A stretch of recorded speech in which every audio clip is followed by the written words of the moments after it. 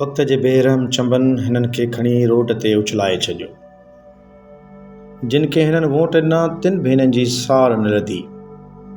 हिननि जे देस खे ॿोड़ण में बि उन्हनि जो ई हथु आहे। ॿोॾ मुतासिरीन जो एॾो वॾो तादाद आहे जो कंहिंखां बि संभालिजे नथो। इंतिज़ामिया वटि वसीला न आहिनि। ॿाहिरिनि मुल्कनि मां आयल इमदाद हिननि ताईं कॾहिं पहुचंदी का ख़बर नाहे। बार बार वीडियो ठाहिण ते समाजी दोस्तनि उस्ताद बुखारी डिग्री कॉलेज दादूअ जे अनरजिस्टर्ड रिलीफ कैंप जी मानीअ जो बार खयो आहे। कॉलेज जी तमामु नंढी बिल्डिंग आहे जिते 15 कमरा ऐं सिर्फ़ु 16 बाथरूम आहिनि, जॾहिं त साम्हूं 2000 खां मथे माण्हुनि जो तादाद आहे जंहिंमें ॿार बि आहिनि। 2010 जी ॿोॾ हुजे तोड़े 2022 जूं बरसातूं। इंतिज़ामी तौरु असीं नाकाम रहिया आहियूं।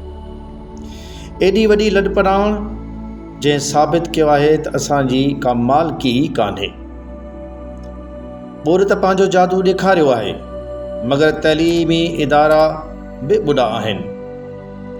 हद खां वधीक माण्हुनि जी अचण जे करे ऐं रहण जे करे ऐं हुकूमत तरफ़ां तइलीमी इदारनि जी सार न लहण करे चंद महीननि खां पोइ सिंध जा तइलीमी इदारा बि दाहींदा त असीं ॿुॾी विया आहियूं।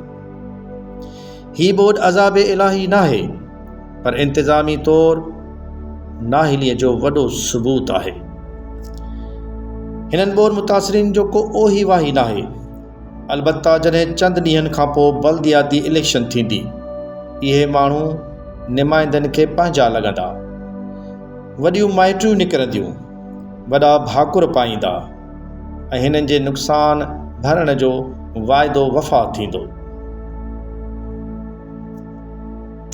हिन वीडियो ठाहिण जो बुनियादी मक़सदु दादू जे अंदरि जेके बि रिलीफ कैंपूं कमु कनि पियूं उन्हनि खे मुतवजह करणो आहे। ही माण्हू अव्हां जी मदद जे लाइ अव्हां ॾांहुं ॾिसनि पिया। अव्हां पाण अचो, विज़िट कयो, हिननि माण्हुनि जी मदद कयो। हिननि खे अव्हां जी मदद जी ज़रूरत आहे। हिते खाधे पीते जी, मच्छरदानियुनि जी ऐं साबुण जी सख़्तु ज़रूरत आहे। ही माण्हू अव्हां खे ई ॾिसनि पिया जेके अमीर शहर जे अंदरि मुख़्तलिफ़ कैंपूं हणी हिननि जे लाइ जेको सामान गॾु कयो पिया। महिरबानी कयो हिननि ताईं बि पहुचो।